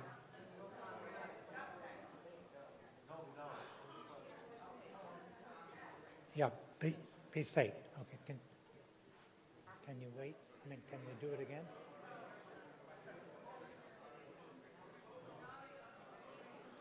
Yeah, just a minute. We'll start again. Just a minute.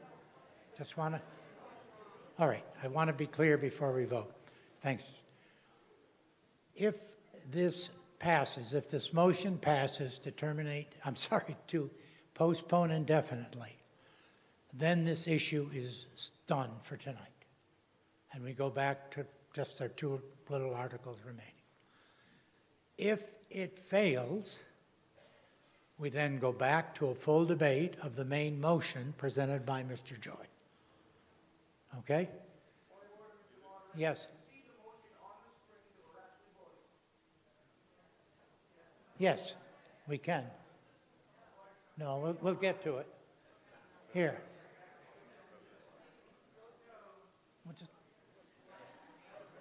This is the, what? Okay, all right. This is the motion we're voting on. Well, it was. Wait a minute. You turned. No, you went. I was looking for the motion to postpone debate. You had it on, but now it's gone. Yes. No, we're waiting for it. All right. All right. We all got it? All right. We're voting on this. If you favor this, which would end the discussion of this article tonight, vote yes. If you want to continue discussion of the main motion presented by Mr. Joy, vote no. But yeah, is it simple majority? Simple majority? Simple majority. All right. Are we all right? Okay, now let's start voting.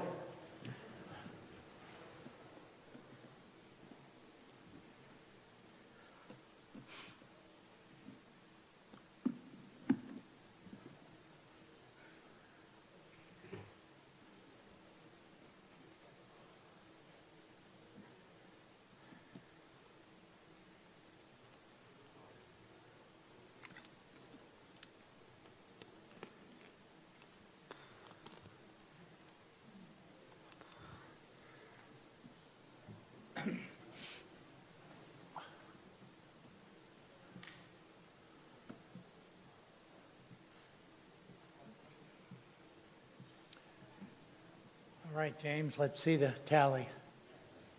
So the motion passes 151 in favor, 61 opposed, 2 abstention. So that ends consideration of Article 5. 10. We now have two more quick articles. Oh, yes, the scrolling, sorry, let's wait a minute. Thank you. Last night, I forgot the scroll.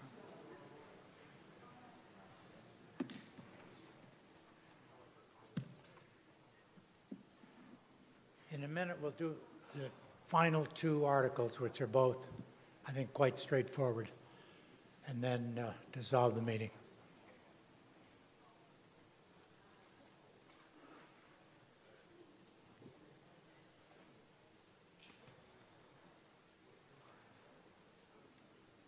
All right, again, for the record, the final tally on the motion to postpone indefinitely, 151 in favor, 61 opposed, 2 abstentions.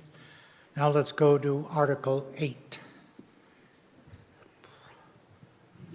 I think if we can just do these quickly, we will not have to take a break.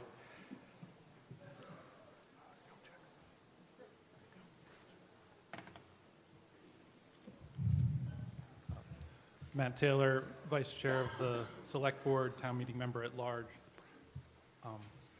Moved that the town adopt the provisions of Massachusetts General Law, Chapter 200A, Section 9A. How does the Select Board vote? The Select Board unanimously recommends favorable action. And the Warrant Committee? Paul Richter, Chair of the Warrant Committee. The Warrant Committee unanimously recommends favorable action. All right. Go ahead. Matt Explain. Taylor, Vice Chair of the Select Board, Town Meeting Member at Large. So this is our stale checks provision. The town writes about 14,000 checks every year for products, services, payroll. Believe it or not, a small percentage of those checks do not get cashed. So what do? By adopting this provision, this allows us to use a streamlined process. This streamlined process will have small overhead for the town once it's fully adopted, and it will have, I think, 2 main benefits. One is it'll be much shorter time, typically about 2 years before the funds are freed up again. And then the second part is the town of Belmont would get the funds that have been unclaimed, considered abandoned, for the general fund rather than the state unclaimed property division getting those funds instead. If you have, so 2 concerns you might have. One would be, do we do extensive outreach to try to make sure that people who are owed this money, and the answer is yes. If we adopt this provision, we have to, say on our payments that the check is void if it's not cashed within a year. That allows us to stop payment after a year. We have to post public notices with instructions on how to reclaim those.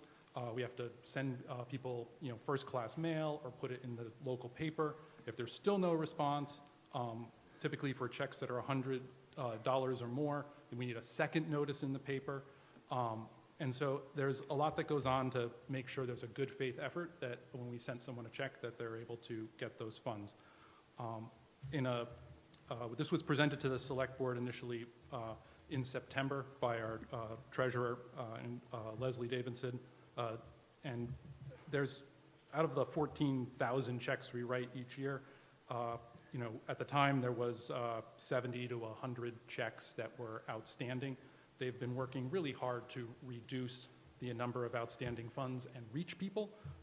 So right now, over the past 3 years, there's about $42,000 in total funds that we're trying to reach people to make sure they collect it. So in short, if you approve this, it'll help free up some efficiencies within our treasurer and finance department. It'll help people get their funds, and if those funds are truly abandoned, it will go back to Belmont rather than the state. I ask that you approve it. Thank you. Any discussion? Ms. Doyle? Chris Doyle, Town Meeting Member Precinct 6. I think this is like an awesome example of like how things improve with like by getting singles, right? Like this is like a little thing, but $42,000 is like, I don't know what it is, like half an FTE, some FTE, whatever. So I just want to applaud the town treasurer and her staff for like getting a single and helping us out.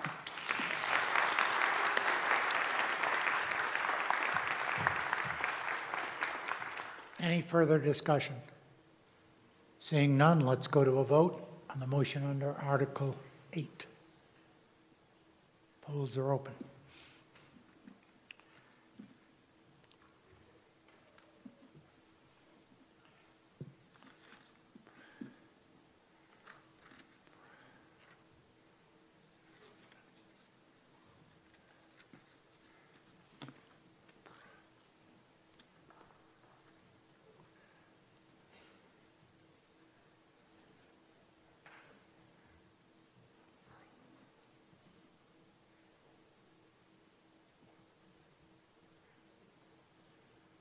All right, James, let's show the vote.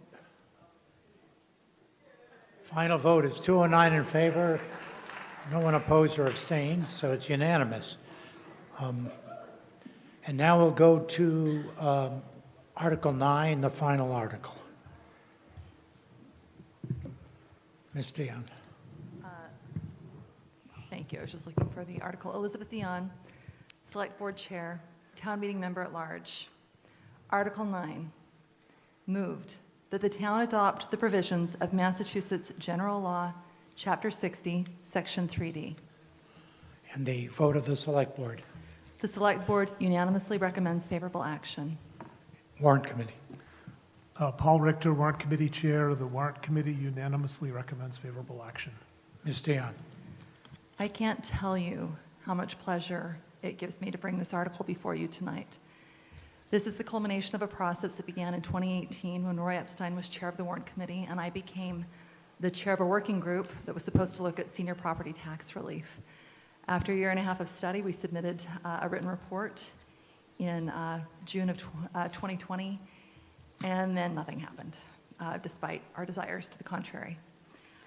Long story short, finally by July of this summer, the conditions were in place that we could move forward on this long-sought goal.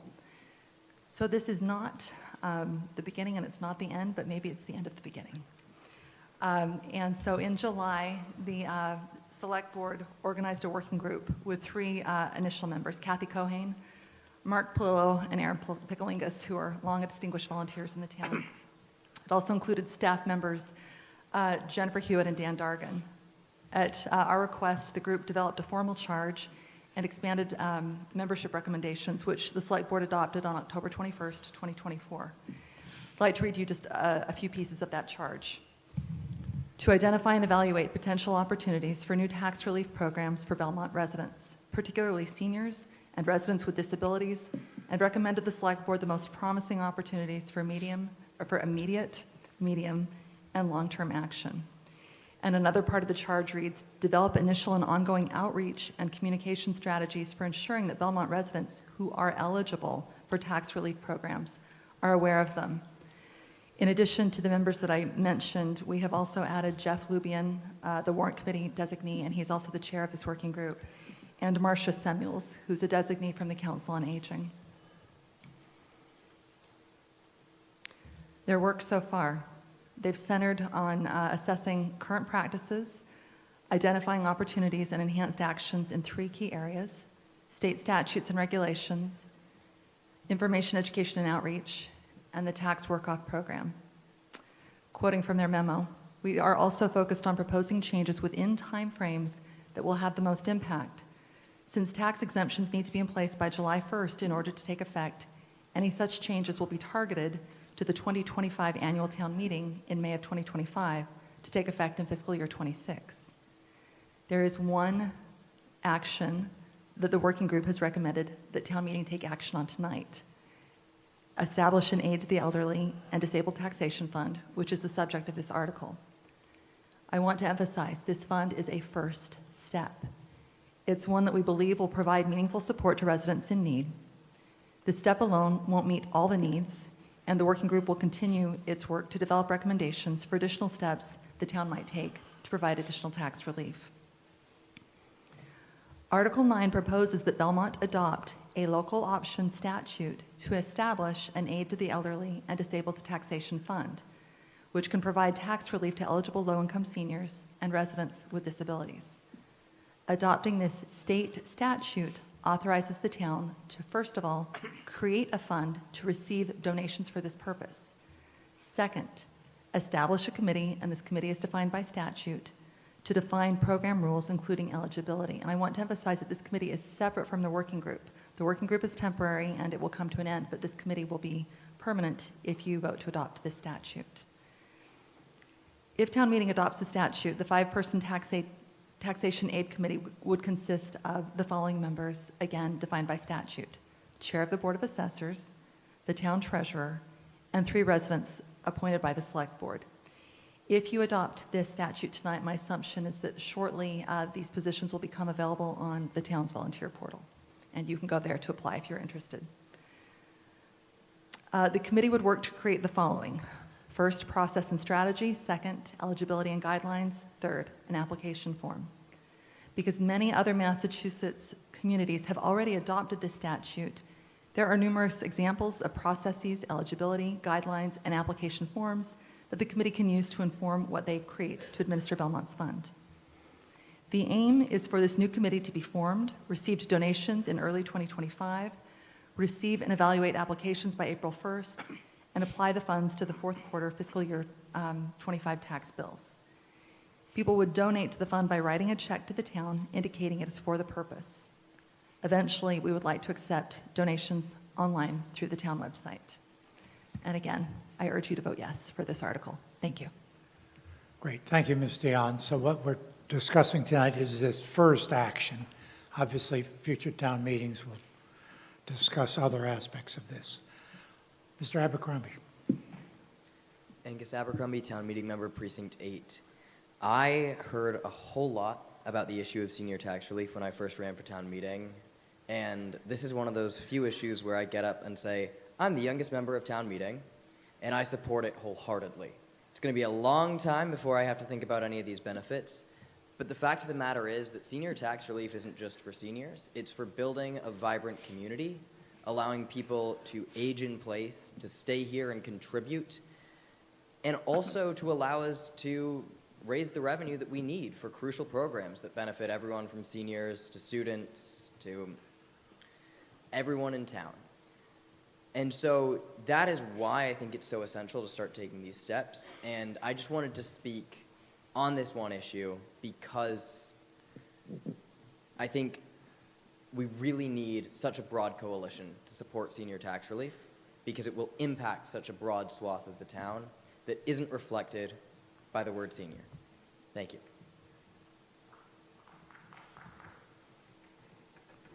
Mr. Crowley.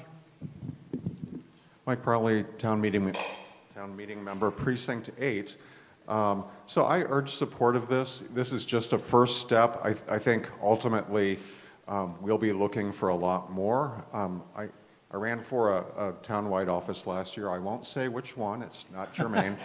But I did speak with a lot of seniors who are really struggling and are looking for ways to stay in the community. And so I think that this is important, and the potential measures that we may see in the future coming from this effort are also important. So I urge your vote yes. Ms. Deutsch. Debbie Deutsch, town meeting member, precinct 4. Can you pull it down, Debbie? Ah. Right into it. Debbie Deutsch, town meeting member, precinct 4.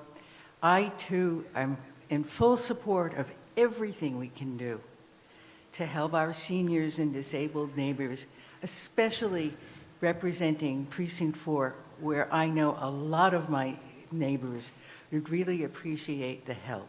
So I support this measure, but just in case this might be an answerable question, so we all can begin thinking more about how we can help our neighbors who would appreciate this help. Do we have any idea what a goal would be? What would be an adequate amount of money to make a meaningful change to all of our neighbors in town who would possibly benefit greatly by such programs? Thank you. Thank you. Mr. McNamara, do you want to reply? I'd love a reply if Okay, one is sure, possible. of course. Ms. Hewitt.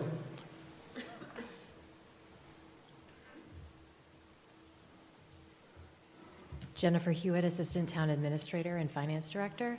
I'm not able to answer your question directly. We haven't done that analysis. But what I can say is that in other communities where they have implemented a similar taxation fund, they have generated approximately $10,000 per year from donations, which are then distributed. And that, again, is to be determined based on the committee and how many people apply and the eligibility for those funds. It's too early to be able to specify that at this point. Thank you. Mr. McNamara. Sorry, Michael Backbright, Town Meeting Member, Precinct 7. I'll make this really quick. I'm on the Disability Access Commission in Belmont. And I know also there is, I think, a senior sort of commission. I hope that when we're talking about the situation with people with disabilities as well as our seniors, and sometimes there's overlap and sort of intersectionality there, hopefully we could also have someone possibly in the future on the committee being from either the Disability Access Commission or from some of the seniors in town or from a group that advocates for seniors on the commission. Just something to keep in mind, just so we make sure we have their voices as well. Thank you. Thank you. Any further discussion? Seeing none, let's go to a vote on the motion under Article 10. You can open the polls. While we're voting, I just want to again say thank you so much for the slideshow and the testimonial. I mean, I'm deeply touched, so appreciate that. And I want to thank, this has been a rigorous town meeting, and I want to thank all of town officials and people on all of the activities, all of the initiatives, and then setting up town meeting itself, the Belmont media. It's been a huge effort, so perhaps we could give everybody a round of applause.